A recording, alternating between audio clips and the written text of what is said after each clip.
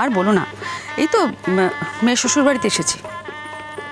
না শ্বশুরবাড়িতে মানে আমার মেয়ের এক রিলেটিভের বিয়ে অ্যাটেন্ড করতে এসেছি। হ্যাঁ, আর আমাদের ইন্ডিয়ান কালচার বুঝতেই তো পারছো, এখানকার বিয়ে মানে তো মানে অনুষ্ঠানের শেষ নেই, একটার পর একটা শেষ হলে আর একটা, শেষই হয় না। আর তোমার বন্ধুকে তো তুমি খুব ভালো করে জানো, সে তো বিয়ে বাড়িতে এসেছে, এখন সে সেবা করছে।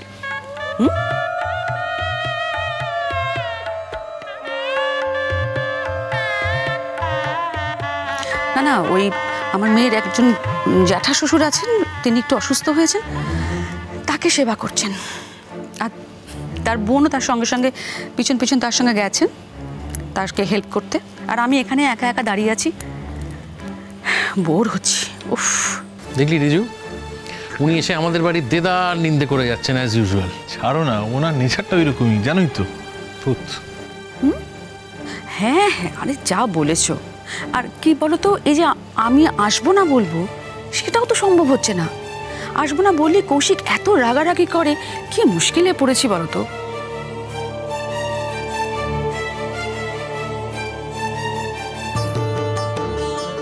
রে বাবা, একটা বিয়েতে এলাম, একটু সময় কাটালাম, একটু এনজয় করলাম, ব্যাস চলে গেলাম, তা তো হবার উপায় নেই। কৌশিক পুরো বিয়ে বাড়িটাকে এনজয় করবে, একদম ফার্স্ট টু লাস্ট এনজয় করবে, প্রত্যেকটা অনুষ্ঠানেও পার্টিসিপেট করবে। কি মুশকিল হয়েছে। আর আমাদের উদ্দেশ্যে কি বিয়ে বাড়ি মানে কি, জাস্ট একটা দুটো ফ্যামিলি মিলে একটা জয়েন্ট একটা পার্টি, ব্যাস দ্যাটস একটা ছিমছাম সুন্দর একটা অনুষ্ঠান হয়ে যাবে। তা তো হওয়ার জন্যই এখানে সারাক্ষণ শুধু নানা রকম অনুষ্ঠান, গান বাজনা, হই হুল্লোড়, আমার জাস্ট মাথা ধরে যাচ্ছে। উপহার? তুমি গিফটের কথা বলছো? আরে এই বিয়ের মানে যার বিয়ে হচ্ছে তার বিয়ের সমস্ত গয়নাই তো কৌশিক দিচ্ছে। কৌশিকে তো সবাইতেই বাড়াবাড়ি না। আমার মেয়েটা অত্যন্ত ভালো মানুষ আর খুব বোকা। ও কি করেছে, ও বাবার কাছে এসে ওর এই যে পিসি শাশুড়ির বিয়ের সমস্ত গয়না দিতে হবে বলে ধরে বসেছে, ব্যাস কৌশিক রাজি হয়ে গেছে। এখন এই বিয়ের সমস্ত গয়না কৌশিক দিয়েছে।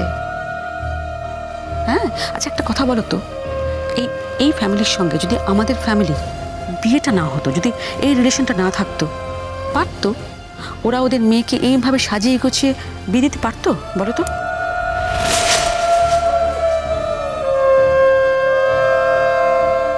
ব্যাস শুরু হয়ে গেছে ইঞ্জিন।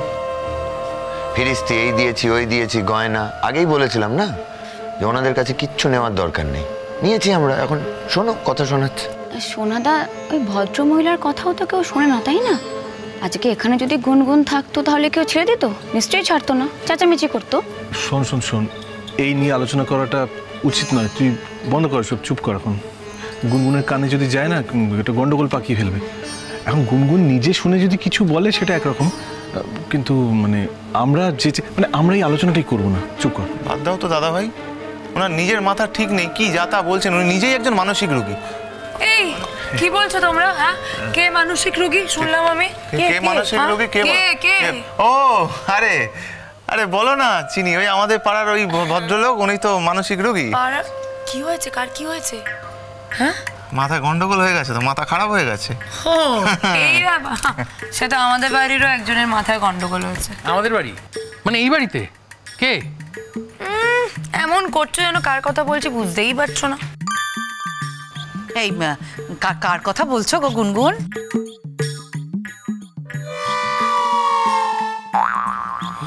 যাকে আমি ক্রেজি বলে ডাকি তার কথা। না, এখানে থাকলেই আমার মাথা গরম হয়ে যাবে। ওখানে সবাই খেতে বসেছে, আমি ব্যবস্থায় যাই।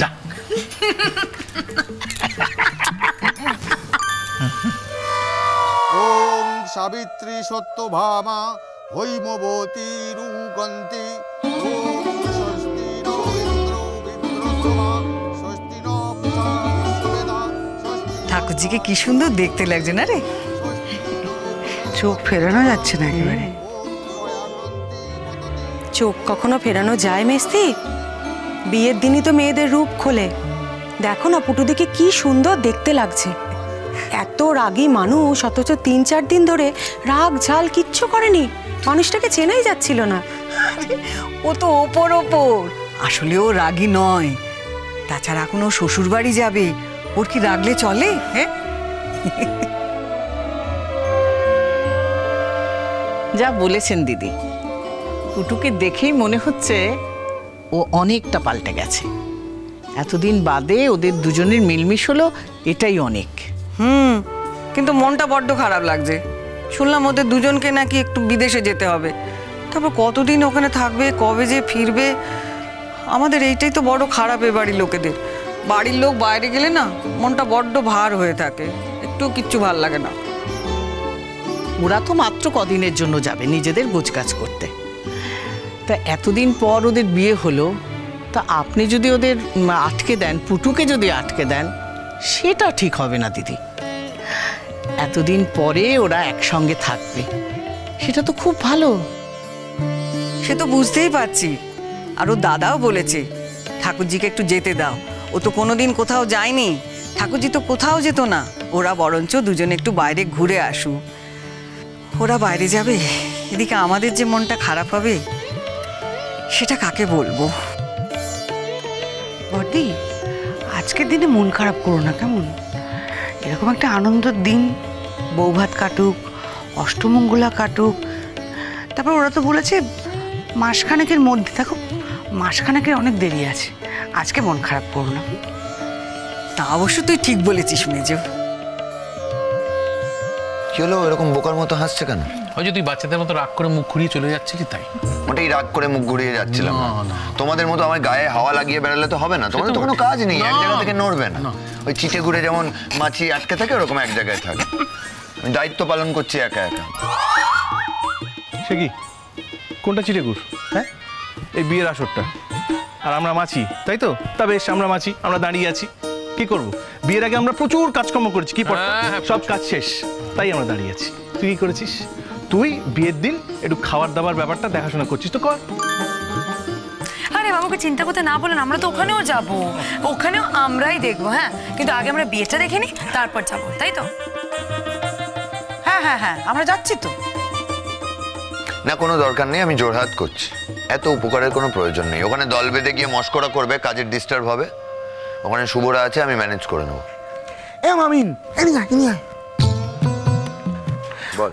বলছি ওইদিকে কিন্তু যাবি না নাকি? বলতে কি মামা, হ্যাঁ তোর তো সব রিলেটিভ না খেতে বলেছে। আমি কি তাদের সবাইকে চিনি? তাহলে খেতে বলছে তোর একটু। বললাম তো যাচ্ছি, চল। দেখো ও বদলা, তোমরা ওইদিকে কেউ যাবে না? একদম ফাঁকিবাজি করবি না শুভ। তোকে ওই দিকের দায়িত্ব দেওয়া হয়েছে, ওই দিকটা সামলা। এদিকে আমরা ওদিকে যাবো কি করতে বলতো? আমরা তো এদিকটা সামলাচ্ছি, আমরা এদিক সামলাবো, তোরা ওদিক সামলাবি। একদম ফাঁকি দিবি না। বুঝতে পারিনি, বুঝতে পারিনি। এখানে সবাই মিলে খুব মজা হচ্ছে তো, তাই তোমরা এখানে সবাই আনো। তোর ভাল লাগছে না মামা? ভাবলাম পুজোমিদির মেয়েটা একটু দেখবো, প্রথম থেকে দেখবো, দেখাই হলো না। আমার কপালটাই খারাপ, কাজের মধ্যেই রয়ে গেছি খালি। তুই এত চেঁচামেচি করছিস কেন? তোর মতো একটা কাজের ছেলে, সে কি এক জায়গায় ঠায় দাঁড়িয়ে থাকতে পারে রে? তোর একটা দায়িত্ব বলে ব্যাপার নেই? তুই যা গিয়ে দেখ, লোকজন যেন ঠিক মতো খেতে টেতে পায়। কর এটা।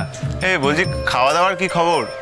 খাওয়া দাওয়ার? ওরে মামা, এই সবাই কেটে নেতে খাচ্ছে। হ্যাঁ রে, যে যে খাচ্ছে, মান মান খাচ্ছে, মান মান খাচ্ছে। হ্যাঁ, প্রশংসা করলো, খাবার ভালো বললো না?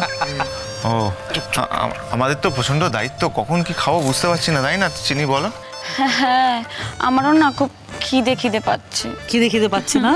হ্যাঁ তাই তো। এই শুভ, বলছি ওই কয়েকটা ওই ফিশ ফ্রাই একটুখানি সরিয়ে রাখো, আমরা যাচ্ছি। হ্যাঁ হ্যাঁ হ্যাঁ, শোনো, ফিশ ফ্রাই আর তার সাথে একটা আইসক্রিম। হ্যাঁ, ফিশ ফ্রাই আইসক্রিম একটু সরিয়ে রাখো, আমরা এক্ষুনি আসছি। শোন না, কোনো ঠিক আছে, আমি ফিশ ফ্রাই আর এই আইসক্রিম সব গুটিয়ে রেখে দেবো। হ্যাঁ, আমারটা একটু বড় সাইজের। কি হলো, এখানে দাঁড়িয়ে থাকবি নাকি? এই দেখো, পুনে ভুলে গেছি। চল চল, পুরো মাথা দিয়ে বেরিয়ে গেছে। বলছি একটা কাজ করলে কেমন হয়? এই কি কাজ বলো না। বলছিলাম যে আজকে বিয়ে বাড়িতে তোমার তিন্নি দিদি তো আসবেই। সত্যি আসবে বলছো? আসবে না? ইনস্টিটিউটের সবাইকে তো ডেকেছে, ওরা আসবে না? কি কি মনে হয়? আমারও তাই মনে হয়। কি করা যায়?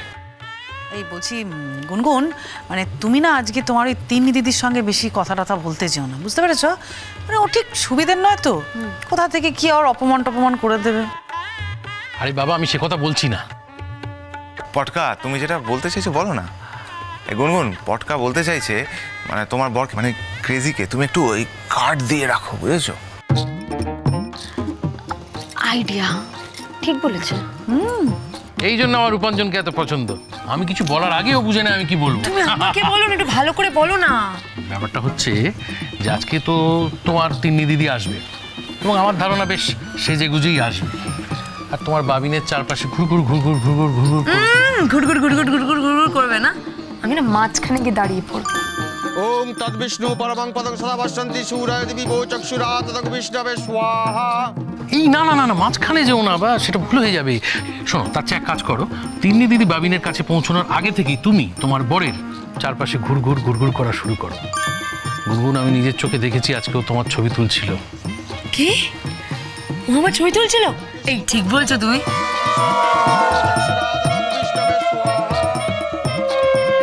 পটকা কখনো মিথ্যে বলে না। না না, সে আমি জানি যে পটকা কখন মিথ্যে বলে, কিন্তু ও আমার ছবি কেন তুলছিল? বুঝিয়ে দে রিজু। এটা খুব সিম্পল, তোমার দেখতে ভালো লাগছিল তাই তোমার ছবি তুলছিল। আমাকে সত্যি দেখতে ভালো লাগে।